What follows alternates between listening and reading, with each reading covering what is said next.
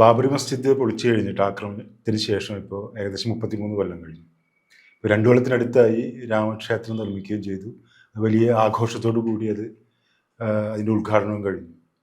അപ്പോൾ ഈ ഒരു കാലഘട്ടത്തിൽ ഈ ഒരു സംഭവത്തിന് ശേഷം ഇന്ത്യൻ ജനാധിപത്യ സങ്കല്പത്തെ അതെങ്ങനെ ബാധിച്ചു എന്നാണ് പൊതുവെ വിലയിരുത്താൻ കഴിയുക? ബാബറി മസ്ജിദിന്റെ തകർച്ച നമ്മുടെയൊക്കെ ജനറേഷൻ നേരിട്ട് കണ്ണുകൊണ്ട് കാണുന്നുണ്ട്. ഇന്ന് ഒരു 33 വയസ്സുള്ള ഒരാളെ സംബന്ധിച്ചിടത്തോളം അന്ന് ജനിച്ച ഒരാൾക്ക് ഇന്ന് 33 വയസ്സായി. അയാള് ആ വ്യക്തിയോ ആ സ്ത്രീയോ പുരുഷനോ ആരായാലും അവർ ബാബറി മസ്ജിദിന്റെ തകർച്ചയുമായി ബന്ധപ്പെട്ട വിഷയങ്ങൾ ചരിത്രത്തിൽ നേരിട്ട് സാക്ഷികളല്ല. ഈ ചരിത്രത്തിൽ നേരിട്ട് സാക്ഷികളായിട്ടുള്ള ആളുകൾ ഒരുപക്ഷെ ഇന്നൊരു 10, 50, 55, 60 വയസ്സുള്ള ആളുകൾ. എന്താണ് അവിടുത്തെ സംഭവം, ഇന്ത്യൻ രാഷ്ട്രീയത്തിൽ ഉണ്ടാക്കിയിട്ടുള്ള അതിൻ്റെ ഗതികൾ എന്തായിരുന്നു, അതിൻ്റെ പിന്നീടുണ്ടായിട്ടുള്ള അതിൻ്റെ എഫക്റ്റ് എന്താണ് എന്നൊക്കെ ഈ ജനറേഷനാണ് തിരിച്ചറിയാൻ കഴിയുക. ഇപ്പം ഇന്ത്യൻ രാഷ്ട്രീയത്തിലെ ഒരുപക്ഷെ ഫാസിസത്തിൻ്റെ സംഘപരിവാരത്തിൻ്റെ രാഷ്ട്രീയ അജണ്ടയ്ക്ക് തറക്കല്ല് ഇട്ട ഒരു സമയമാണ്. ഒരു പള്ളി പൊളിയുന്നത് മാത്രമല്ല, ക്ഷേത്രത്തിൻ്റെ തറക്കല്ലിടൽ മാത്രമല്ല, ഇന്ത്യൻ രാഷ്ട്രീയത്തിൽ അവർക്ക് അസ്ഥിവാരമിടാൻ കഴിയുന്ന ആദ്യത്തെ നടപടിക്രമമാണ് ഈ ബാബറി മസ്ജിദിൻ്റെ തകർച്ച എന്ന് പറയുന്നത്. അതുവരെ ഏകദേശം ഒരു 400ഓളം കലാപങ്ങൾ ഇന്ത്യയിൽ ഉണ്ടായിട്ടുണ്ട്. ഒരു ശരാശരി കണക്ക് പറയുമ്പോൾ മതവുമായിട്ടോ ജാതിയായിട്ടോ ബന്ധപ്പെട്ട 100 കണക്കിന് കലാപങ്ങൾ ഓരോ വർഷവും ഉണ്ടാകുന്നുണ്ട്. പക്ഷെ ഈ കലാപങ്ങളൊക്കെ ഉണ്ടാകുകയും അതുണ്ടായിക്കഴിഞ്ഞാൽ കുറച്ചു കാലത്തിന് ശേഷം അത് പരിഹരിക്കപ്പെട്ടു, അത് വീണ്ടും ഇങ്ങനെ പോകും. ഇതിൻ്റെയൊക്കെ ബാക്ക്ഗ്രൗണ്ടിൽ സംഘപരിവാരത്തിൻ്റെ രാഷ്ട്രീയമായിരുന്നെങ്കിലും അതിൻ്റെ ഒരു റിസൾട്ട് കാലാകാലത്തൊക്കെ അവർക്ക് കിട്ടിയിട്ടില്ല. പക്ഷെ ബാബറി മസ്ജിദിൻ്റെ തകർച്ചയുമായി ബന്ധപ്പെട്ട് അല്ലെങ്കിൽ അത് പള്ളി പൊളിച്ചു മാറ്റുന്ന ആ ഒരു സംഭവം RSSന് വിദൂരമായിട്ടുള്ള വ്യാപകമായിട്ടുള്ള രീതിയിലുള്ള ഒരു റിസൾട്ട് ഉണ്ടായിക്കൊടുത്തു. ഇന്ത്യൻ രാഷ്ട്രീയത്തെ അത് ജനാധിപത്യത്തിൻ്റെയോ മതേതരത്വത്തിൻ്റെയോ വീക്ഷണത്തിൽ 2 കക്ഷികളാക്കിയിട്ട് 2 ഭാഗങ്ങളാക്കിയിട്ട് മാറ്റിയിട്ടുണ്ട്. അതിലിപ്പോൾ ഒന്ന് ഫാസിസത്തെ അല്ലെങ്കിൽ സംഘപരിവാര രാഷ്ട്രീയത്തെ അനുകൂലിക്കുകയും അതിൻ്റെ അജണ്ടകളെ പരസ്യമായിട്ടോ രഹസ്യമായിട്ടോ പിന്തുണക്കുന്ന ആളുകൾ, അതിൻ്റെ അജണ്ടകളെ മാനസികമായിട്ട് പുറത്ത് ജനാധിപത്യം പറയുമെങ്കിലും മാനസികമായിട്ട് തന്നെ പിന്തുണക്കുന്ന ഒരു ജനറേഷൻ, ഒരു ടീമുണ്ടായി. മറുഭാഗത്ത് ഉള്ള സോഷ്യലിസ്റ്റുകൾ അടങ്ങുന്ന, കമ്മ്യൂണിസ്റ്റുകൾ അടങ്ങുന്ന ജനാധിപത്യവാദികൾ, മതേതരവാദികൾ അടങ്ങുന്ന ഒരു വിഭാഗം. ഇപ്പോൾ ഉള്ള പ്രശ്നം അത് മതേതരവാദികളുള്ള ജനാധിപത്യ വിശ്വാസികൾ അതിൻ്റെ ചേരിയിൽ ശക്തി കുറഞ്ഞു വരികയാണ്. ഫാസിസം, RSS അതിൻ്റെ അജണ്ട ഓരോ ദിവസവും ശക്തി പ്രാപിപ്പിച്ചു കൊണ്ടുവരികയും നമ്മൾ മതേതരവാദികളാണെന്ന് വിശ്വസിക്കുന്ന ആളുകൾ പോലും ഒരു സുപ്രഭാതത്തിൽ ഇപ്പോൾ റൈനോസറസിലൊക്കെ പറയുന്ന പോലെ, നാടകത്തിലൊക്കെ പറയുന്ന പോലെ പെട്ടെന്ന് ഒരു കണ്ടാമൃഗത്തിൻ്റെ കൊമ്പ് മുളച്ച് വരുന്ന അവസ്ഥയെ കാണാൻ കഴിയും. അത് നമ്മളെ മലയാളക്കരയിലും അതിൻ്റെ വ്യക്തമായിക്കൊണ്ടുള്ള ലക്ഷണങ്ങൾ കണ്ടു തുടങ്ങിയിട്ടുണ്ട്. വളരെ ഭയപ്പാടോടു കൂടിയാണെങ്കിലും ആശങ്കയോടു കൂടിയാണെങ്കിലും അതൊരു യാഥാർത്ഥ്യമാണ്. ഇന്ത്യൻ രാഷ്ട്രീയത്തിൽ RSSന് എങ്ങനെയൊക്കെയാണ് അവർക്ക് പ്രതിഷ്ഠ നേടാൻ കഴിഞ്ഞത്, അതേ രീതിയിലുള്ള പരീക്ഷണം നമ്മളെ മലയാളക്കരയിലടക്കം ആരംഭിച്ചു കഴിഞ്ഞിട്ടുണ്ട്. അതിനവർക്ക് റിസൾട്ട് കിട്ടി തുടങ്ങിയിട്ടുണ്ട്. അതാണ് അതുമായിട്ട് ബന്ധപ്പെട്ട് ഇന്ത്യൻ രാഷ്ട്രീയത്തിൽ എങ്ങനെ സ്വാധീനിച്ചു എന്ന് ചോദിച്ചാൽ 100 വർഷക്കാലം RSS പണിയെടുത്തിട്ടും ഇപ്പോൾ ഒരു 10-70 വർഷക്കാലത്തെ നിരന്തരമായിട്ടുള്ള പ്രയത്നം ഉണ്ടായിട്ടും സാധിക്കാത്ത ഒരു കാര്യം 33 വർഷങ്ങൾക്ക് മുമ്പ് വളരെ കൃത്യമായ അജണ്ട പ്ലാൻ ചെയ്ത് അത് നടപ്പിലാക്കുകയും ഒരു രാഷ്ട്രീയ അജണ്ട വ്യക്തമായിട്ട് അവർക്ക് അരികിലേക്ക് ഇന്ത്യൻ രാഷ്ട്രീയം കടന്നു ചെല്ലുകയും ചെയ്യും. അതിൻ്റെ ഒരു ചിത്രമാണ്, അതിൻ്റെ റിസൾട്ടാണ് ഇപ്പം നമ്മൾ അനുഭവിച്ചുകൊണ്ടിരിക്കുന്ന സകല സാമ്പത്തിക, സാമൂഹിക, രാഷ്ട്രീയ പ്രശ്നങ്ങൾ. മതപരമോ വിശ്വാസപരമോ ജാതീയപരമായിട്ടുള്ള സകല പ്രശ്നങ്ങളും ഈ RSSൻ്റെ അല്ലെങ്കിൽ സംഘപരിവാരത്തിൻ്റെ അജണ്ടയായിട്ട് ബന്ധപ്പെടുത്തിയിട്ടുള്ളതാണ്. ഇവിടെ ഈ 90കൾ ഈ ബാബറി മസ്ജിദിൻ്റെ, ഞാനത് വിദ്യാർത്ഥിയാണ്, എന്നാലും എനിക്ക് നല്ല ഓർമ്മയുണ്ട്. ഈ 90കളിൽ ഇത് നടക്കുന്ന സമയത്ത് ഈ മണ്ഡൽ രാഷ്ട്രീയം വളരെ വ്യാപകമായി ചർച്ച ചെയ്യപ്പെടുന്ന ഒരുപാട് കമ്മ്യൂണിറ്റികൾ തമ്മിലുള്ള ബന്ധം കുറേയും കൂടി ആഴത്തിൽ വേരെടുക്കുകയും ചെയ്തു. SNDP പോലുള്ള ആളുകളൊക്കെ, SNDP പ്രസ്ഥാനത്തിലുള്ള ആളുകൾ മുസ്ലിങ്ങളെ കുറിച്ച് ആലോചിക്കാനും ദളിതരെ കുറിച്ച് ആലോചിക്കാനും ലാറ്റിൻ ക്രൈസ്തവരെ കുറിച്ചൊക്കെ ആലോചിക്കാനും അങ്ങനെ വളരെ വലിയ തോതിലൊരു ബന്ധം രൂപപ്പെട്ടിരുന്നു. നോർത്തിലാണെങ്കിലും നമുക്ക് കാണാൻ പറ്റും ലാൽ പ്രസാദ് യാദവിൻ്റെ നേതൃത്വത്തിലും ഒക്കെയുള്ള അങ്ങനെ വളരെയേറെ മൂവ്മെൻറ്റുകൾ ഡെവലപ്പ് ചെയ്തൊരു സമയമാണ്. ഇപ്പോൾ ബാബറി മസ്ജിദിൻ്റെ ഒരു ആക്രമണത്തോടു കൂടി അതിൽ വലിയ തോതിൽ മാറ്റം ഉണ്ടായിട്ടുണ്ട് എന്ന് പൊതുവെ നിരീക്ഷിക്കപ്പെട്ടു. അത് എങ്ങനെയാണ് നമ്മളിപ്പോൾ ഇതിനെ ഇന്നത്തെ സാഹചര്യത്തിൽ വിലയിരുത്താൻ പറ്റുക? യഥാർത്ഥത്തിൽ ബാബറി മസ്ജിദിന്റെ തകർക്കല് 2-3 കാര്യങ്ങൾ സംഘപരിവാർ അതിൽ ചെയ്തിട്ടുണ്ട്. ഒന്ന്, അവരൊരു ഹിന്ദു ഏകത എന്ന മുദ്രാവാക്യം പ്രായോഗികമായിട്ട് ഇന്ത്യയിൽ എല്ലായിടത്തും എത്തിക്കാൻ കഴിഞ്ഞ സംഭവമായിട്ടാണ് അതിനെ കണ്ടത്. അവിടേക്ക് ഇഷ്ടീകൃതമായിട്ട് എല്ലാ പ്രദേശങ്ങളിൽ നിന്നും അയോധ്യയിലേക്ക് പോവുക, എല്ലാ പ്രദേശങ്ങളിലുള്ള RSS അവിടെ കേന്ദ്രീകരിക്കുക, ഒരു 3 ലക്ഷത്തോളം പേരെ അണിനിരത്തിയ ഒരു സ്ഥലത്ത് ഒരു വലിയ കുഴപ്പമുണ്ടാക്കുക, യഥാർത്ഥത്തിൽ പുരാവസ്തു നിയമപ്രകാരം സംരക്ഷിക്കപ്പെടേണ്ട ഒരു മന്ദിരം അല്ലെങ്കിൽ ഒരു കെട്ടിടം, ഒരു ആരാധനാലയം തകർത്ത് കളയുക, ആ നിയമത്തെ തന്നെ അപ്രസക്തമാക്കുക. 1947 ഓഗസ്റ്റ് 15 മുമ്പും പിമ്പും ഉള്ള അന്നത്തെ വിഭജനം അനുസരിച്ച് ഏതൊക്കെ ആരാധനാലയങ്ങൾ ആരുടെയൊക്കെ കയ്യിലാണോ അവർക്ക് സ്ഥിരമായ ഉടമസ്ഥാവകാശം കൊടുക്കുന്ന നിയമത്തെ റദ്ദാക്കുക. നിയമവാഴ്ച, പോലീസ്, പട്ടാളം തുടങ്ങിയ സ്ഥാപനങ്ങളെ നിർവീര്യമാക്കുക. ഇതെല്ലാം ഡിസംബർ 6 അവർ ചെയ്തിട്ടുണ്ട്. 92 ഡിസംബർ 6 ചെയ്യുന്നുണ്ട്. അത് യഥാർത്ഥത്തിൽ തെറ്റായിരുന്നു എന്ന് അവർക്ക് തന്നെ അറിയാമായിരുന്നു. കാരണം ബാബറി മസ്ജിദ് തകർന്നതിന് ശേഷം പിറ്റേന്ന് പാർലമെന്റിൽ അടൽ ബിഹാരി വാജ്പേയി പ്രതിപക്ഷ നേതാവ് പറയുന്നത് ഞങ്ങൾക്ക് തെറ്റ് പറ്റിയെന്ന് തന്നെയാണ്. അദ്വാനി ജയിലിലാണ്. വാജ്പേയിയാണ് അന്ന് മൊത്തം ഡിഫെൻഡ് ചെയ്തത്. എല്ലാ പ്രതിപക്ഷ കക്ഷികളും വാജ്പേയി ആക്രമിക്കുകയായിരുന്നു. നിങ്ങൾ ക്രിമിനലുകളാണെന്ന് പറഞ്ഞിട്ടാണ് ആക്രമിച്ചത്.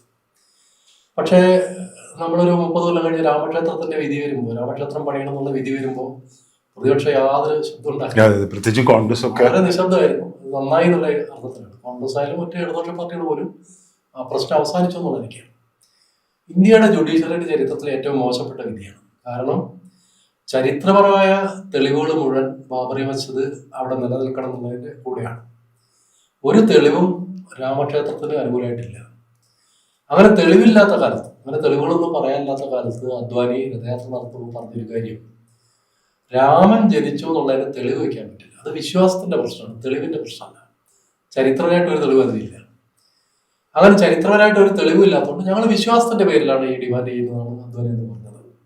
കോടതി പക്ഷേ ഈ വിശ്വാസത്തെ കേന്ദ്രീകരിച്ചാണ് ഉത്തരവിറക്കിയത്. അതാണ് ഇതിലെ വൈരുദ്ധ്യം. കാരണം 1967 കാലത്തൊക്കെ ഇന്ത്യയിൽ ഗോവധ നിരോധനത്തിന് വേണ്ടി സന്യാസിമാര് പാർലമെന്റ് വളയുന്ന സംഭവം ഉണ്ടായിട്ടുണ്ട്. വിശ്വ പരിഷത്തിന്റെ ബാനറിലൊക്കെ വലിയ പ്രശ്നങ്ങൾ ഉണ്ടായിട്ടുണ്ട്. പക്ഷെ അന്ന് പോലും രാമക്ഷേത്രം നിർമ്മിക്കണം എന്ന് ഒരാളും പറയുന്നില്ല. അന്ന് കേസ് കിടക്കുന്ന ഭൂമിയാണ്. പക്ഷെ അയോധ്യയിൽ രാമക്ഷേത്രം വേണമെന്നുള്ള ഡിമാൻഡ് അന്നില്ല. അയോധ്യയിൽ രാമക്ഷേത്രം വേണമെന്നുള്ള ഡിമാൻഡ് വരുന്നത് 1984 ശേഷം. അതിനു മുമ്പുള്ള ഹിന്ദു നേതാക്കൾ ആരും, ഹിന്ദു മഹാസഭയുടെ നേതാക്കളോ RSSന്റെ നേതാക്കളോ രാമരാജ്യ പരിഷത്തിന്റെ നേതാക്കളോ ഒന്നും ഈ ഡിമാൻഡ് വെച്ചിട്ടില്ല. അന്നില്ലാത്തൊരു ഡിമാൻഡ് എങ്ങനെയാണ് 84 ശേഷം വന്നത്? അതുകൊണ്ട് അന്ന് ഒരുപക്ഷെ ഇന്ത്യയിലെ സോഷ്യലിസ്റ്റുകൾ മാത്രമാണ് വളരെ ഷാർപ്പായൊരു നിലപാടെടുത്തത്. ലാലു പ്രസാദ് യാദവ്, മുലായം സിംഗ് യാദവ് തുടങ്ങിയവർ ഇതിനെതിരെ ശക്തമായി നിലനിന്നു. ഒരു അടിത്തട്ടിൽ വരെ നിലനിന്നു, ഉറച്ചു നിന്നു. അതുകൊണ്ടാണ് ലാലു പ്രസാദ് അദ്വാനിയെ രഥയാത്ര ചെയ്ത് അറസ്റ്റ് ചെയ്തത്. ലാലുവാണ് അറസ്റ്റ് ചെയ്തത്. കോൺഗ്രസിന്റെ മുഖ്യമന്ത്രിമാരല്ല, ജ്യോതിബാസിനെ പോലുള്ള പശ്ചിമ ബംഗാളിലെ വലിയ നേതാക്കന്മാരല്ല. അറസ്റ്റ് ചെയ്യുന്നത് ലാലുവാണ്. ജ്യോതിബാസിന്റെ മേൽ വലിയ സമ്മർദ്ദം ഉണ്ടായിരുന്നു. ഇത് ബംഗാളിൽ വെച്ച് തടയണം എന്ന് പലരും ആവശ്യപ്പെട്ടിരുന്നു. പക്ഷെ ജ്യോതിബാസ് പറഞ്ഞത് ജനാധിപത്യ രാജ്യത്ത് അവർക്ക് അതിനുള്ള അവകാശമുണ്ട്, അവർക്ക് യാത്രയ്ക്ക് റൈറ്റ് ഉണ്ടെന്നാണ്. ലാലു ഇതൊരു ജനാധിപത്യത്തിന് വേണ്ടിയുള്ള യാത്രയല്ല, ഫാഷിസത്തിന് വേണ്ടിയുള്ള യാത്രയാണെന്ന് മനസ്സിലാക്കിയിട്ടാണ് ധീരമായ നടപടി എടുത്തത്. അതുകൊണ്ട് ഇന്നും ലാലുവിനെ പരിഹസിക്കുന്നതിന് ഈ ഇവിടുത്തെ ഇടത്തരക്കാരായ അല്ലെങ്കിൽ ഉയർന്ന സമുദായത്തിൽപ്പെട്ടവരൊക്കെ ഒറ്റക്കെട്ടാണ്. അതായത് മുസ്ലിങ്ങളെ സംരക്ഷിക്കാൻ വേണ്ടി ആരെങ്കിലും ശ്രമിച്ചാൽ അവര് രാജ്യത്തിന് എതിരാണെന്നുള്ളൊരു ഫീല് പൊതുവിലുണ്ടാക്കാൻ വലതുപക്ഷ പാർട്ടികൾക്ക് സാധിച്ചിട്ടുണ്ട്. അത് പാർട്ടികൾക്കകത്ത് ഉള്ള ഈ പ്രവർത്തിക്കുന്ന ഒരു സാമൂഹ്യ ബോധത്തിന്റെ ഒരു പ്രശ്നമായിട്ട് തന്നെ കാണേണ്ടതുണ്ട്. അതുകൊണ്ടാണ് ഇപ്പോൾ എല്ലാ പാർട്ടികളും അയോധ്യയിലെ രാമക്ഷേത്രത്തെ മാത്രം ഓർമ്മിക്കുകയും ബാബരി മസ്ജിദിനെ കുറിച്ച് മിണ്ടാതിരിക്കുകയും ചെയ്തു. അത് വരുന്ന സാഹചര്യം നേരത്തെ ബാബു പറഞ്ഞ പോലെ വളരെ പ്രധാനമാണ്. കാരണം മണ്ഡൽ കമ്മീഷൻ റിപ്പോർട്ട് നടപ്പാക്കുന്നതുമായി ബന്ധപ്പെട്ടാണ് യഥാർത്ഥത്തിൽ ഈ രാമക്ഷേത്രത്തിന് വേണ്ടിയുള്ള മറുപടി പറയുന്നത്. അപ്പൊ രാമനെ കൊണ്ടുവരുന്നത് മണ്ഡലിനെ മറയ്ക്കാൻ കമണ്ഡലം ഉപയോഗിച്ചു എന്നുള്ള അന്നത്തെ വിമർശനം വളരെ കൃത്യമായിരുന്നു. രാമക്ഷേത്രം വരുന്നതോടുകൂടി മുസ്ലിങ്ങളും ദളിതരും OBC-കാരൊക്കെ ചേർന്നുള്ള ഒരു വലിയ അവകാശ പോരാട്ടത്തിന്റെ കടക്കൽ കത്തിവെക്കപ്പെടുകയും ആളുകൾ മതാടിസ്ഥാനത്തിൽ ധ്രുവീകരിക്കപ്പെട്ടിരിക്കുകയാണ്. ഇന്ന് മുസ്ലിങ്ങൾ വേട്ടയാടപ്പെടുന്ന ഒരു സമൂഹമായിട്ട് ഇന്ത്യയിൽ മാറിയിട്ടുണ്ട്.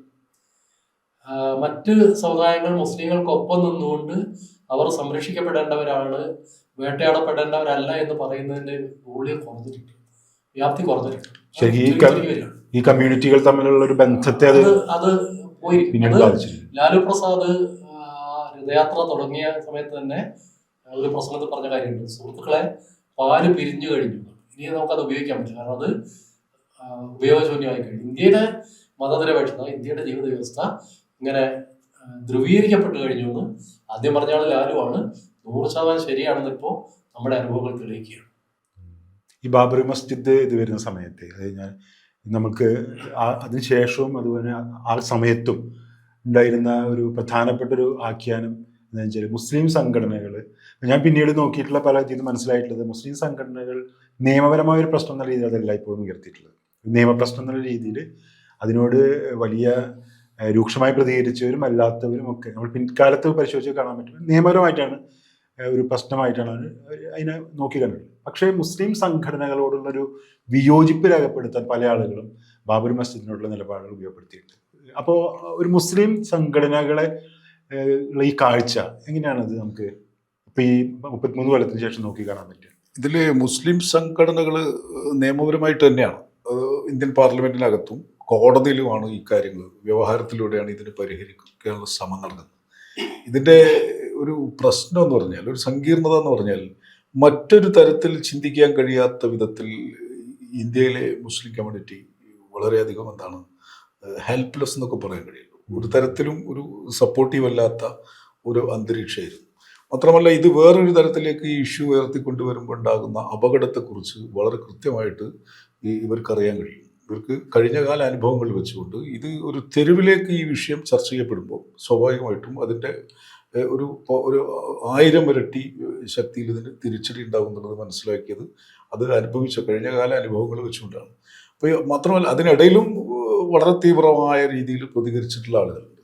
ഇപ്പോൾ മുസ്ലിം ലീഗ് പോലെയുള്ളൊരു രാഷ്ട്രീയ പാർട്ടി, കേരളത്തിലെ മുസ്ലിം ലീഗ് പോലെയുള്ള ഒരു രാഷ്ട്രീയ പാർട്ടി പലപ്പോഴും ആ പാർട്ടിക്കകത്ത്, ആ സംഘടനയ്ക്കകത്ത് പോലും അഭിപ്രായ വ്യത്യാസങ്ങൾ ഉണ്ടായിട്ടുള്ള ഒരു ഇഷ്യൂ ആയിട്ട് ഈ ബാബറി മസ്ജിദ് മാറുന്നുണ്ട്. ഇപ്പോൾ ഉദാഹരണത്തിന് അറിയാമല്ലോ, ഇപ്പോൾ ഇബ്രാഹിം സുലൈമാൻ സേട്ട് ഇന്ത്യൻ പാർലമെന്റിനകത്ത് അങ്ങേയറ്റം ഇതിനു വേണ്ടി നിലകൊണ്ടിട്ടുള്ള ആളാണ്. ബലാത്വാല അങ്ങനെയുള്ള ലീഡർഷിപ്പുള്ള ആളുകൾ ഈ ബാബറി മസ്ജിദിന്റെ തകർച്ചയ്ക്ക് ശേഷം ഉണ്ടായിട്ടുള്ള കോൺഗ്രസുമായിട്ട് ലീഗ് ഉണ്ടാക്കിയിരിക്കുന്ന സമീപനത്തിൽ പ്രതിഷേധിച്ചിട്ടാണ് ഇബ്രാഹിം സുലൈമാൻ സേട്ട് സാഹിബ് പാർട്ടിയിൽ നിന്ന് മാറിപ്പോകുന്നത്. അതിൻ്റെ ഒരു വിഷയം എന്ന് പറഞ്ഞാൽ, ഇങ്ങനെ ഒരു സാധാരണ ഒരു ഇഷ്യൂ ഉണ്ടായിക്കഴിഞ്ഞാൽ ആ ഇഷ്യൂവിൻ്റെ ഇരകൾ ഒന്നിച്ചു കൂടുക ചെയ്യുക, ആ പ്രശ്നം പരിഹരിക്കാൻ വേണ്ടിയിട്ട് ഏതൊക്കെ തരത്തിൽ നമുക്കൊന്നും ചെയ്യും. പക്ഷെ ബാബറി മസ്ജിദ് തകർച്ചയ്ക്ക് ശേഷം ഇന്ത്യയിൽ എത്ര മുസ്ലിം സംഘടനകളുടെ പുതിയ സംഘടനകൾ ഉണ്ടായി നമ്മൾ പരിശോധിക്കേണ്ട കൗതുകകരമായിട്ടുള്ള ഒരു കാഴ്ചയാണ്, ഒരു അനുഭവമാണ്.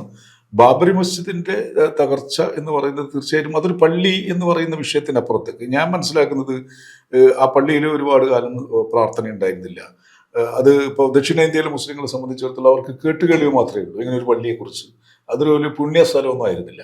പക്ഷെ അത് മുസ്ലിം സ്വത്വവുമായി ബന്ധപ്പെടുത്തിയിട്ട് മുസ്ലിം സാംസ്കാരിക രാഷ്ട്രീയമായിട്ടുള്ള പ്രശ്നവുമായി ബന്ധപ്പെടുത്തിയിട്ടുള്ള ഒരു ഇഷ്യൂ ആണെന്ന് പറയുമ്പോഴാണ് അത് ഇന്ത്യയിൽ പൂർണ്ണമായിട്ടും ചർച്ച ചെയ്യുന്നത്. അതുകൊണ്ടാണ് അതൊരു അഖിലേന്ത്യാ അടിസ്ഥാനത്തിലുള്ള ഒരു മുസ്ലിം ഇഷ്യൂ ആയിട്ട് മാറുന്നത്.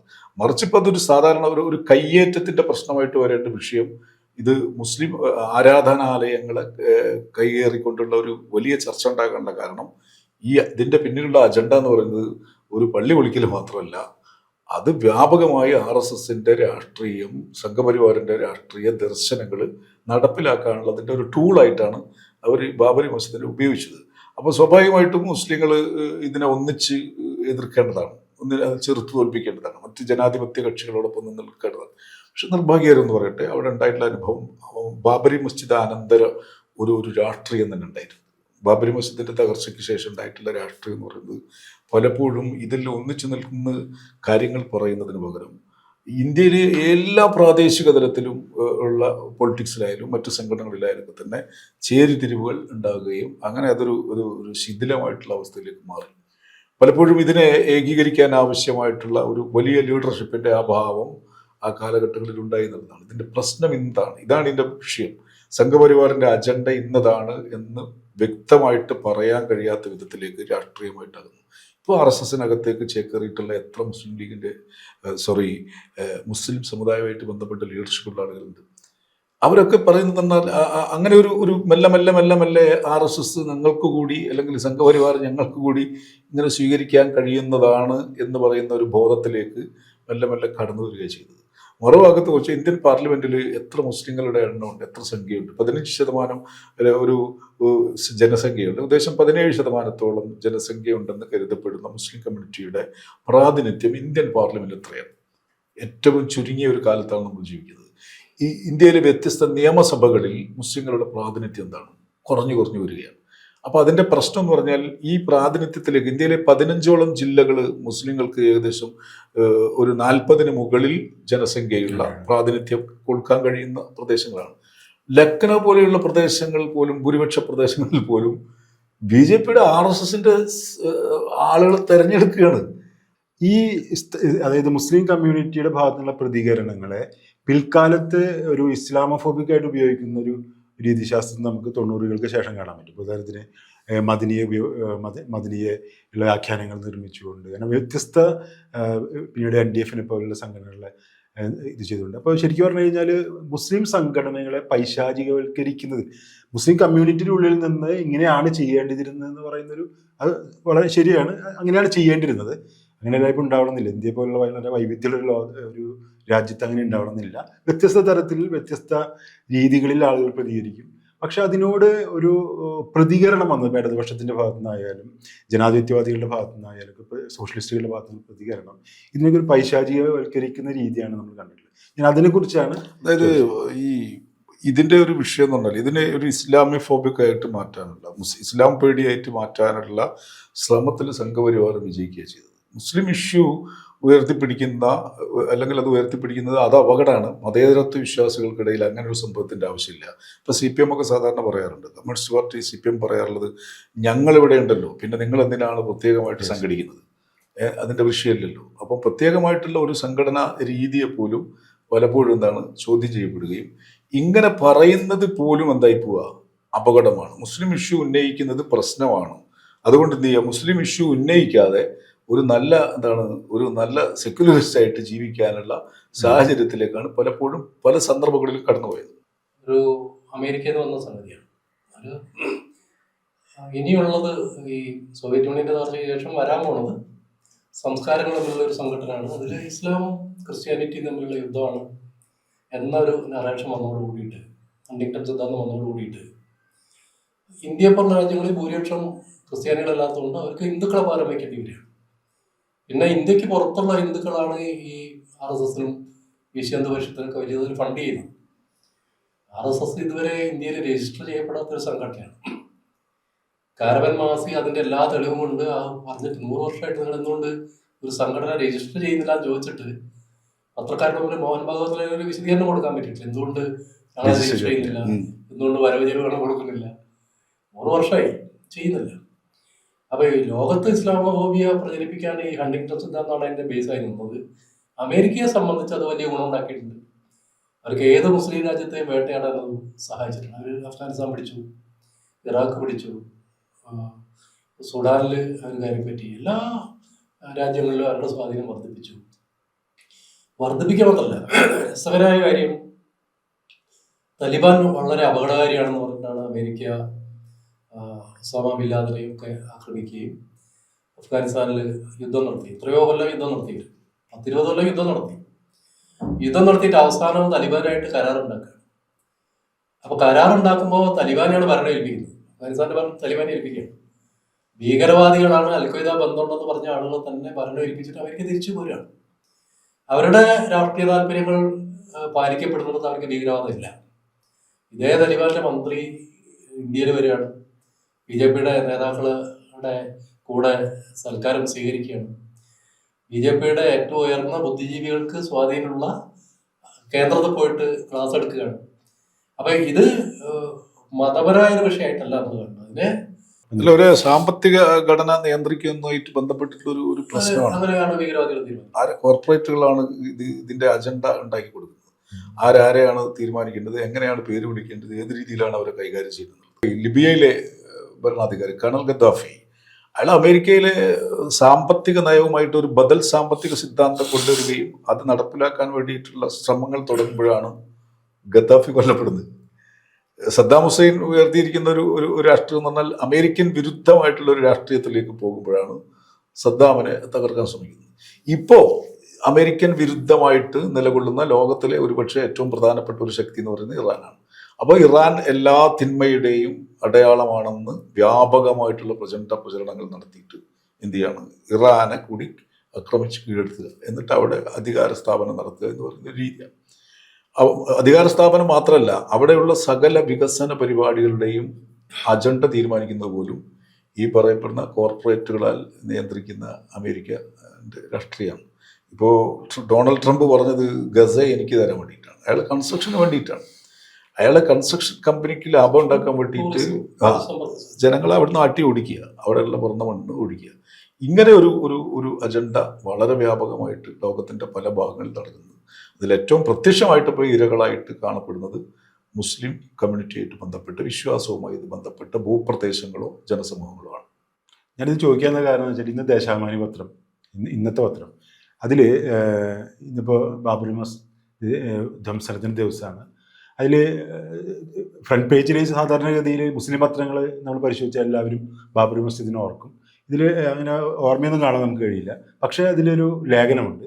അതിൽ ഫ്രണ്ട് പേജിൽ നോക്കിക്കഴിഞ്ഞാൽ ഏറ്റവും പ്രധാനപ്പെട്ട ന്യൂസ് പിണറായി വിജയൻ്റെ ഒരു പ്രസ്താവനയാണ്. പ്രസ്താവന എന്ന് വെച്ചാൽ ഇന്നലെ എറണാകുളത്ത് ഉണ്ടായിട്ടുള്ള ചർച്ചയായി ബന്ധപ്പെട്ട ഭക്തസമ്മേളനമായി ബന്ധപ്പെട്ടിട്ട് ജമാഅത്ത് ഇസ്ലാമിയെ കുറ്റം പറഞ്ഞുകൊണ്ടും അങ്ങനെയുള്ള മുസ്ലിം ലീഗാണ് ജമാഅത്ത് ഇസ്ലാമിയെ വളർത്തുന്നത്, ഇന്ത്യയിലെ ന്യൂനപക്ഷ വർഗീയത വളരെ ശക്തമാണ്, ഭൂരിപക്ഷ വർഗീയതയ്ക്ക് അത് രണ്ടും തുല്യമാണ്, ഇങ്ങനെ പറഞ്ഞുകൊണ്ടുള്ള വ്യാഖ്യാനമുള്ളത്. അതായത് ബാബറി മസ്ജിദിന് ഇത് കഴിഞ്ഞ് അതിൻ്റെ എഡിറ്റ് പേജിലേക്ക് പോയി കഴിഞ്ഞാൽ സ്വരാജിൻ്റെ ലേഖനമുണ്ട്, അത് ബാബറി മസ്ജിദിനെ കുറിച്ചാണ്. ഈ ലേഖനം എല്ലാ കാര്യങ്ങളും പറഞ്ഞതിന് ശേഷം ലേഖനം അവസാനിപ്പിക്കുന്നത് ജമാഅത്ത് ഇസ്ലാമി എന്ന് പറയുന്ന ഒരു പാർട്ടി ഉണ്ടെന്നും ഈ പാർട്ടിയാണ് ഇന്ത്യയെ ഇനി ഇവർ തമ്മിൽ ഒന്നാണ്, RSS ഇവർ തമ്മിൽ സമീകരിച്ചുകൊണ്ടുള്ള ലേഖനം അങ്ങനെയാണ് അവസാനിപ്പിക്കുന്നത്. ചുരുക്കി പറഞ്ഞു കഴിഞ്ഞാൽ ബാബറി മസ്ജിദ് എന്ന് പറയുന്നതിൻ്റെ ബാബറി മസ്ജിദ് ധ്വംസനത്തിന് മുസ്ലിം സംഘടനകളാണ് ഫാസിസ്റ്റുകളെയും പരസ്പരം താരതമ്യം ചെയ്തുകൊണ്ട് ഒരു നരേഷൻ ഉണ്ടാക്കുകയാണ് ചെയ്യുന്നത്. അപ്പോൾ ബാബറി മസ്ജിദിനെ എല്ലാ കാലത്തും എന്തുകൊണ്ടാണ് ഈ മതേതരവാദികൾ, ഞാൻ കോട്സിലിട്ട് പറയുന്നത് മതേതരവാദികൾ എല്ലായ്പ്പോഴും ഒരു താരതമ്യം ചെയ്യാനുള്ള കാര്യങ്ങളാക്കി മാറ്റി അധികാര രാഷ്ട്രീയമായിട്ട് ബന്ധപ്പെട്ട് മുസ്ലിം കമ്മ്യൂണിറ്റിയെ ഏറ്റവും കൂടുതൽ ഒരുപക്ഷെ കേരളത്തിലടക്കം ഉപയോഗിച്ചിട്ടുള്ള ഒരു സംഘടന CPM ആയിരിക്കും. ഇപ്പോൾ 1980 കാലഘട്ടങ്ങളിൽ ഇപ്പോൾ പ്രൊഫസർ റോക്കൊക്കെ പറയുന്നൊരു ഒരു തിസീസ് ഉണ്ടായിരുന്നല്ലോ, ആര്യൻ ആക്രമണം കെട്ടുകഥയാണ് എന്നൊക്കെ പറയുന്ന സിദ്ധാന്തം മെല്ലെ മെല്ലെ മെല്ലെ പുറത്തേക്ക് വരികയാണ്. ഈ പുറത്തേക്ക് വരുന്ന സമയത്തിനാണ് അന്നത്തെ DYFI രൂപീകരിച്ച സമയത്ത് ഇന്ത്യൻ ദേശീയത നേരിടുന്ന വെല്ലുവിളികൾ എന്ന് പറഞ്ഞ് വ്യാപകമായിട്ടുള്ള പ്രചരണം നടത്തുന്നത്. ഇന്ത്യൻ ദേശീയത നേരിടുന്ന വെല്ലുവിളികൾ എന്ന് പറഞ്ഞുകൊണ്ട് ഇവർ നടത്തിയ പ്രചരണത്തിൻ്റെ ഏറ്റവും വലിയ അടയാളങ്ങളായിട്ട് സിമ്പിളായിട്ട് ഉപയോഗിച്ചിരുന്നത് RSS എന്തൊക്കെ സാധനങ്ങൾ ഉപയോഗിക്കുന്നോ അതേ രീതിയിലുള്ള മെത്തേഡുകളായിരുന്നു. അതിൻ്റെ ചുവരെഴുത്തുകൾ, അതിൻ്റെ പോസ്റ്ററുകൾ ഒരു വേള നമ്മൾ കണ്ടാൽ പലപ്പോഴും അത് ഒരു സംഘപരിവാരവുമായിട്ട് ബന്ധപ്പെട്ടതാണോ എന്ന് സംശയിക്കാൻ കഴിയുന്ന, പേരില്ലെങ്കിൽ അത് സംഘപരിവാരത്തിൻ്റെ RSSൻ്റെ ആശയമാണെന്ന് വരുന്ന രീതിയിലുള്ള ഒരു പ്രചരണമാണ് നടത്തിയത്. ഈ മുസ്ലിം കമ്മ്യൂണിറ്റി അതിനുശേഷം 80-ന് ശേഷം ഇപ്പോൾ ശരീഅത്ത് വിവാദമൊക്കെ ഉണ്ടായിരുന്നു. ശരീഅത്ത് വിവാദം ഉണ്ടാകുന്ന സമയത്തും CPM എടുത്തിരിക്കുന്ന ഒരു അടവ് നയം എന്ന് പറയുന്നത് തൽക്കാലത്തേക്ക് ഭരണ സംവിധാനത്തെ ഉപയോഗപ്പെടുത്തണമെങ്കിൽ മുസ്ലിം കമ്മ്യൂണിറ്റിക്ക് പകരം അവർക്കുള്ളതിലൊരു ഒരു അന്യതാ ബോധം ഉണ്ടാക്കിയിട്ട് മറുഭാഗത്തിൻ്റെ വോട്ട് ക്യാച്ച് ചെയ്യുന്നുള്ളതായിരുന്നു. അങ്ങനെയാണ് ശരീഅത്ത് സംവാദത്തിൽ പോലും വളരെ സജീവമായിട്ട് CPM പോലെയുള്ള ഒരു സംഘടന ഇടപെടുന്നത്. അല്ലെങ്കിൽ സ്ത്രീ പ്രശ്നവുമായി പെട്ടോ വനിതാ പ്രശ്നവുമായി ബന്ധപ്പെട്ടോ വിധവകളുമായി ബന്ധപ്പെട്ടോ അല്ല, മറിച്ച് അവിടെയുള്ള താൽക്കാലികമായ ഒരു പരിഹാരം എന്താണ്, ഈ പരിഹരിക്കപ്പെടണമെങ്കിൽ അവിടെ ഒരു ശത്രുവിനെ കാണിച്ചു കൊടുക്കണം, ഈ ശത്രുവിനെ കാണിച്ചുകൊണ്ട് മറുഭാഗത്തിൻ്റെ വോട്ട് ആർജിക്കുക എന്നുള്ളതായിരുന്നു. ഈ അഖിലേന്ത്യാ ലീഗിനെ മുന്നണിയിൽ നിന്ന് പുറത്തു കാണിക്കാൻ വേണ്ടി പോലും ഉപയോഗിച്ച വിദ്യയാണെന്ന് ഞാൻ മനസ്സിലാക്കുന്നത്. എൻ്റെ ഒരു ചെറിയ നിരീക്ഷണം. അഖിലേന്ത്യാ ലീഗ് ആ ഭാഗത്ത് നിൽക്കുമ്പോൾ അതിരൂക്ഷമായ രീതിയിൽ ഒരു വലിയ സന്നാഹമാണ് പുറപ്പെട്ടത്. കേരളത്തിൽ തെക്ക് മുതൽ വടക്ക് വരെ വ്യാപകമായ ഏതോ ഒരു വലിയ പ്രശ്നം ഉണ്ടാകുന്ന രീതിയിലുള്ള പ്രചാരണങ്ങളാണെന്ന് നടന്നത്. എനിക്കൊക്കെ എൻ്റെ ഒരു വിദ്യാർത്ഥി രാഷ്ട്രീയത്തിൻ്റെ കാലത്തൊക്കെ ഇത്രമാത്രം പ്രശ്നമുണ്ടാക്കാൻ കഴിയുന്ന രീതിയിലുള്ള ഒരു ഇഷ്യൂ ആയിരുന്നു അതെന്ന് ചോദിച്ചാൽ അതിന് കൃത്യമായിട്ടുള്ള ഒരു മറുപടി CPMൻ്റെ ആളുകൾക്കൊന്നും പറയാൻ കഴിയില്ല. ഒരു അന്ധവിശ്വാസത്തിനെതിരെ, ഒരു അനാചാരത്തിനെതിരെ, മുസ്ലിം കമ്മ്യൂണിറ്റിക്കകത്തുണ്ടായിരുന്ന ഒരു സോഷ്യൽ ഇഷ്യൂവിനെതിരെ ഇത്രയും വലിയൊരു പടപ്പുറപ്പാടിൻ്റെ ആവശ്യമുണ്ടോ? അത് അവർക്കിടയിൽ തന്നെ ചർച്ച ചെയ്യപ്പെടുകയും പരിഹരിക്കപ്പെടുകയും ചെയ്യുന്നതിന് പകരം അതൊരു മുസ്ലിം ഇഷ്യൂ ആണ്, അതൊരു വിഷയമാണ്, ഇവർ സാംസ്കാരികമായി കൊണ്ട് അപകടകാരികളാണ് എന്ന് വരുത്താനുള്ള ശ്രമം നടത്തി. അതിൻ്റെ റിസൾട്ട് 87 മുതൽ തന്നെ CPM നേടുകയും ചെയ്തു. ബാബറി മസ്ജിദ് ധ്വംസനത്തിലും പിന്നീടുണ്ടായ ആഖ്യാനങ്ങളിലൊക്കെ ധാരാളം ബുദ്ധികേന്ദ്രം, പ്രത്യേകിച്ചും സംഘപരിവാറിൻ്റെ ബുദ്ധികേന്ദ്രം പ്രവർത്തിച്ചിട്ടുണ്ട്. അപ്പോൾ അവരൊക്കെ എങ്ങനെയാണ് അത് ഇന്ത്യൻ രാഷ്ട്രീയത്തിൽ സ്വാധീനം ചെലുത്താനൊക്കെ ഇടവരുത്തിയത്? അതിൻ്റെ രാഷ്ട്രീയം എന്തായാലും ഒന്ന്, ഒരു പുറമേ നിന്നുള്ള ഫണ്ട് റൂട്ട് ചെയ്യാനുള്ള സംവിധാനം, രണ്ട് ആശയങ്ങൾ പ്രചരിപ്പിക്കാനുള്ള അവരുടെ അജണ്ട, ഫണ്ട്, ആശയങ്ങൾ, അതിനുവേണ്ടിയുള്ള കേഡർമാർ, വലിയ പ്രസ്ഥാനത്തെ നയിക്കാനുള്ള ആശയങ്ങൾ സപ്ലൈ ചെയ്യുക, അങ്ങനെയുള്ള പലതരത്തിലുള്ള പ്രവർത്തനങ്ങളാണ് അവർ ചെയ്തുകൊണ്ടിരിക്കുന്നത്. അതുപോലെ തന്നെ NGO കൾ. മോദി കഴിഞ്ഞ സ്വാതന്ത്ര്യദിന പ്രസംഗത്തിൽ പറഞ്ഞത് ലോകത്തിലെ ഏറ്റവും വലിയ NGO ആണ് RSS ആണ്. NGO ആണ്, സാംസ്കാരിക സംഘടനയോ രാഷ്ട്രീയ സംഘടനയോ ഒന്നുമല്ല, അതൊരു സന്നദ്ധ സംഘടനയാണ്. അപ്പോൾ ഈ സന്നദ്ധ സംഘടനകളുടെ രീതിയിൽ പ്രവർത്തിക്കുകയും ഫണ്ട് സമാഹരിക്കുകയും ചെയ്തുകൊണ്ട് അവർ ഒരു രാഷ്ട്രീയ പ്രവർത്തനം നടത്തുക, അധികാരം പിടിക്കുക. അത് ശരിക്കും അവരെ എക്സ്പോസ് ചെയ്യപ്പെടാറില്ല, ആളുകൾ തുറന്ന് പറയാറില്ല, ആർക്കും അറിയില്ല. അതുപോലെ തന്നെ ഇപ്പം ദേശാഭിമാനി, നമ്മളതിൽ കാണേണ്ട ഒരു കാര്യം, സദ്ദാം ഹുസൈനെ അമേരിക്ക ആക്രമിക്കുമ്പോഴാണ് ഇവിടെ ജില്ലാ കൗൺസിൽ തെരഞ്ഞെടുപ്പ് നടക്കുന്നത്. 13 ജില്ലാ കൗൺസിൽ LDF ജയിക്കുന്ന ആ കാലത്താണ്. സദ്ദാം ഹുസൈന്റെ പേരിലാണ് വോട്ട് പിടിക്കുന്നത്. EMS നേരിട്ടിറങ്ങി സദ്ദാമിന്റെ പേരിൽ വോട്ട് പിടിക്കുകയാണ്. അതിനുശേഷം ഓരോ ഘട്ടത്തിലെയും മുസ്ലിം മൈനോറിറ്റിയുടെ വോട്ട് സമാഹരിക്കാൻ വേണ്ടിയുള്ള കാര്യങ്ങളൊക്കെ അവർ ചെയ്തിട്ടുണ്ട്. പക്ഷെ ഇപ്പൊ അവര് അതൊന്ന് മാറിപ്പോകും. ഇനി അവർക്ക് മുസ്ലിം മൈനോറിറ്റി ആവശ്യമില്ല. ഇനി അവര് കേരളത്തിലെ ഹിന്ദു കമ്മ്യൂണിറ്റിയുടെ പരമാവധി വോട്ട് BJPയോട് ചേർന്ന് നിന്ന് സമാഹരിക്കാൻ പറ്റുമെന്നുള്ള ഒരു പരീക്ഷണത്തിലുള്ള, അതുകൊണ്ടാണ് അവര് മുസ്ലിങ്ങളെ ശക്തമായിട്ട് എതിർക്കുന്നത്. ജമാഅത്തെ ഇസ്ലാമിക്ക് കേരളത്തിൽ എത്ര വോട്ടുണ്ടാവും? 50,000 വോട്ട് തികച്ചില്ലാത്തൊരു സംഘടനയാണ് ജമാഅത്തെ ഇസ്ലാമി. അവർ തെരഞ്ഞെടുപ്പ് തന്നെ സീരിയസ് ആയിട്ട് എടുക്കാൻ തുടങ്ങിയിട്ട് കാലം കുറച്ചായിട്ട് 1,00,000 വോട്ട് പോലും ഇല്ല. എന്നാൽ PDP, INL തുടങ്ങിയ വിഭാഗങ്ങളൊക്കെ LDFിനോട് നിൽക്കുന്നുണ്ട്. ജമാഅത്തെ ഇസ്ലാമിയോടേക്കാൾ ശക്തിയുള്ളവരാണ് അവർ. അവർ പല ഘട്ടങ്ങളിലും പല പാർട്ടികളും അവരെ വർഗീയ പാർട്ടികൾ വിളിച്ചിട്ടുണ്ട്. SDP എവിടെയാണ് നിൽക്കുന്നത് ഇപ്പോഴും ആർക്കും ഒരു പിടിയില്ല. പൊതുവിൽ ഒരു LDF അനുകൂല സംഘടനയാണ്. ഈ ന്യൂനപക്ഷ വർഗീയത ശക്തമാകുന്നിടത്ത് ഭൂരിപക്ഷ വർഗീയത ശക്തിപ്പെടുന്നുള്ള സിദ്ധാന്തം. അങ്ങനെയാണ് ഈ കേരളത്തിലെ ഏറ്റവും അധികം ഭൂരിപക്ഷ വർഗീയത ഉണ്ട് മലപ്പുറം ജില്ലയിലെ. കേരളത്തിൽ BJPക്ക് ഏറ്റവും സ്വാധീനം കുറഞ്ഞ ജില്ല മലപ്പുറം ജില്ലയാണ്.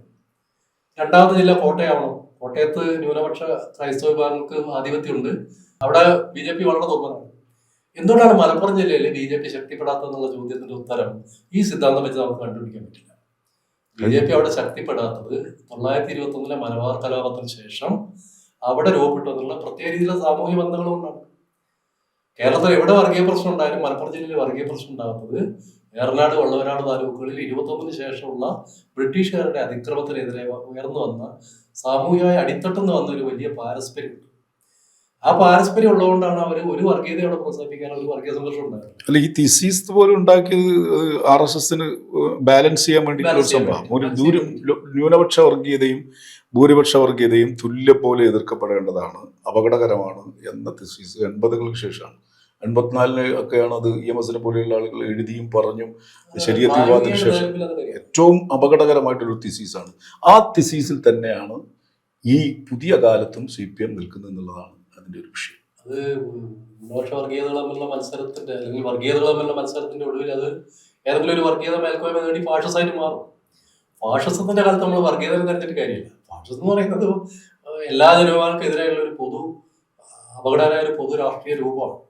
അതിനെതിരെ എല്ലാ വിഭാഗത്തിലുള്ള മനുഷ്യരുടെ ഐക്യം എന്നുള്ളതാണ് കമ്മ്യൂണിസ്റ്റുകാർ ഉയർത്തിപ്പിടിക്കുന്നത്. നമുക്ക് ആവശ്യത്തിനനുസരിച്ച് രൂപപ്പെടുത്താവുന്ന ഒരു വാക്കാണ് ഭീകരത. അതുപോലെ തന്നെയാണ് വർഗീയതയും. കാരണം പണ്ട് കീഴാളർ ഉപയോഗിച്ചിരുന്ന അവരുടെ അവകാശങ്ങളെ കുറിച്ച് സംസാരിക്കാനാണ് നമ്മൾ വർഗീയ എന്ന വാക്ക് മലയാളത്തിൽ ഉപയോഗിച്ചിരുന്നത്. അപ്പോൾ ആ ഒരു യാഥാർത്ഥ്യം നിലനിൽക്കുമ്പോൾ അത് അവിടെ ഇരിക്കട്ടെ. നമുക്ക് കേരളത്തിലെ അല്ലെങ്കിൽ ഇന്ത്യയിലെ വിവിധ സംഘടനകൾ നേരത്തെ നമ്മൾ സൂചിപ്പിച്ചു, അതിനൊന്നുകൂടി ഇലോബറേറ്റ് ചെയ്യുകയാണെങ്കിൽ നല്ലതായി അവസാനിക്കുന്നതിന് മുമ്പ്. അതായത് രാമക്ഷേത്ര നിർമ്മാണത്തോട് ഞങ്ങളാണ് യഥാർത്ഥത്തിൽ രാമക്ഷേത്രം നിർമ്മിക്കേണ്ടിയിരുന്നതെന്നോ അല്ലെങ്കിൽ ഞങ്ങൾ രാമക്ഷേത്രം നേരത്തെ തന്നെ നിർമ്മിക്കേണ്ടതായിരുന്നു അല്ലെങ്കിൽ ഞങ്ങൾ അതിനെ മുൻകൈ എടുത്തിട്ടുള്ള ആൾക്കായിരുന്നു, ഒരു അവകാശവാദമായിട്ടാണ് പിൽക്കാലത്ത് മതേതരവാദികൾ എന്ന് പറയപ്പെടുന്ന കോഴ്സിലാണ് പറയുന്ന ആളുകൾ അവകാശപ്പെടുകയൊക്കെ ചെയ്തു. ഇത് എന്താണ് സൂചിപ്പിക്കുന്നത്? അതായത് ഈ രീതിയിലുള്ള അവകാശവാദങ്ങളൊക്കെ ആയിട്ട് ഇവർ പിൽക്കാലത്ത് വന്നിട്ടുള്ള ഈ ഒരു സാഹചര്യം, അത് എനിക്കോട് കോൺഗ്രസ് ഒക്കെ അത് തുറന്നു പറഞ്ഞു എനിക്ക് തോന്നുന്നത്. അതിലെ ഏറ്റവും നിഷ്കളങ്കമായ ഒരു നിസ്സഹായതയാണ് ഇന്ത്യൻ ദേശീയ രാഷ്ട്രീയ രംഗത്ത് പ്രവർത്തിക്കുന്ന ഈ സംഘടനകളെ RSSന്റെ ദാർശനികമായിട്ടുള്ള കാഴ്ചപ്പാടുകളെ പ്രതിരോധിക്കുന്നതിൽ വന്നിട്ടുള്ള പാകപ്പിഴവാണ്. അതിന് RSSന്റെ ദാർശനിക രാഷ്ട്രീയത്തെ അതിൻ്റെ അതേ ലെവലിൽ അതേ മാർജിനൽ സ്കെയിൽ ഉപയോഗിച്ച് പ്രതിരോധിക്കുന്നതിന് പകരം അതിനോടൊരു സോഫ്റ്റ് കോർണർ കാണിച്ച് അവസാനം എന്താണ്, അവർ മസ്ജിദിൽ പൊളിച്ചിട്ട് അവിടെ ക്ഷേത്രം ഉണ്ടാക്കിയതിൽ ഞങ്ങൾക്കും പങ്കിട്ടില്ല, ഞങ്ങൾക്ക് സന്തോഷമുണ്ട് എന്ന് പറയുന്ന അവസ്ഥയിലേക്ക് ഈ പാർട്ടികൾ എത്തിപ്പെട്ടത് RSSന്റെ ഈ സംഘപരിവാര രാഷ്ട്രീയത്തിൻ്റെ ആഴം അളക്കാൻ ഇല്ലാത്തതുകൊണ്ടാണ്, അല്ലെങ്കിൽ അതിൽ പരാജയപ്പെട്ടതുകൊണ്ടാണ്.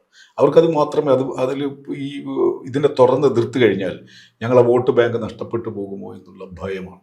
ഈ ഭയം തന്നെയാണ് RSSനെ വിജയത്തിലേക്ക് കൊണ്ടുപോകുന്നത്. ഇവിടെ അതിനേക്കാൾ ഉപരി മുസ്ലിം രാഷ്ട്രീയത്തോട് സംഘപരിവാർ ഇതരരും എടുക്കുന്ന യുക്തി അല്ലെങ്കിൽ അതിനോട് എടുക്കുന്ന സമീപനം ഏകദേശം ഒരുപോലെ ആയതുകൊണ്ട് കൂടി കാരണമല്ലേ?